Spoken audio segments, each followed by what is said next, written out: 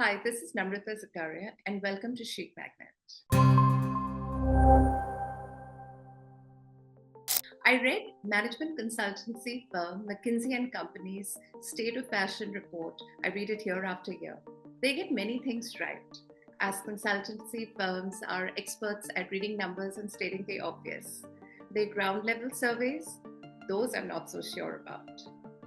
I have yet to find a consultancy that has made accurate predictions about India at least. I've been writing on retail and the business of fashion and apparel in India for almost 25 years now. And there's nothing a consultancy firm can tell you than just hanging around malls will not. I'm always reminded of the magical year 2015.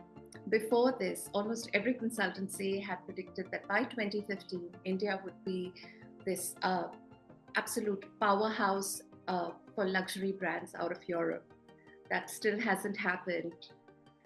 Our sweet middle class and burgeoning startup set just smiled and said, gee, thanks. We'll build our own luxury brands instead.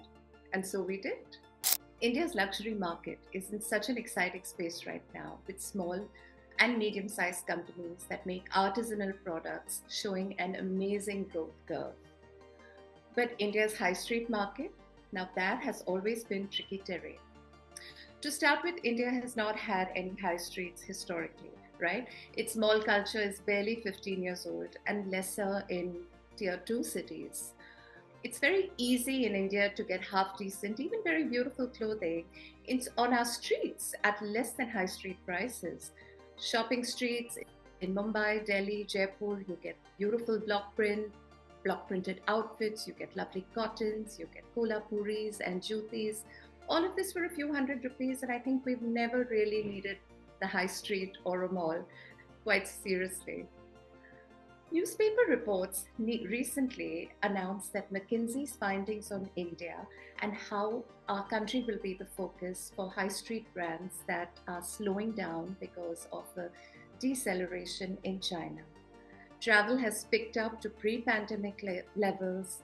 India has a growing middle class and a lot of money, and it's also fabulously digitized, which is going to make us even bigger shoppers than we've already been.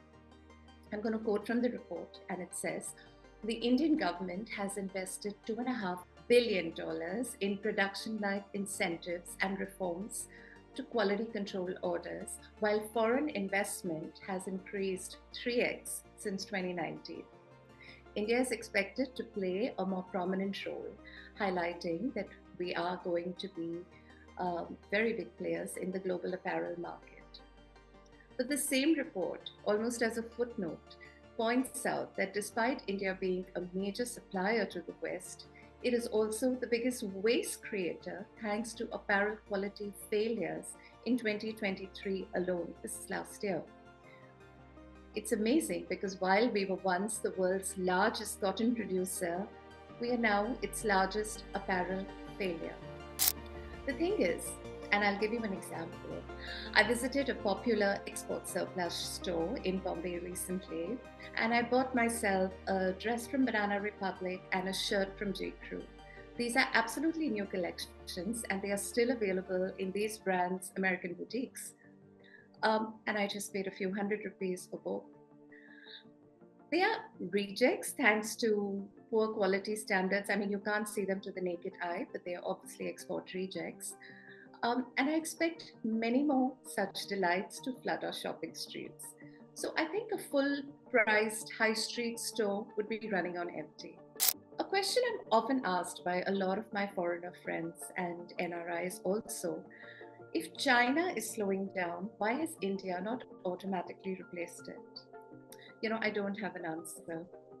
And we will never know unless we take a long and critical look at the way our industries function and the way our governments work.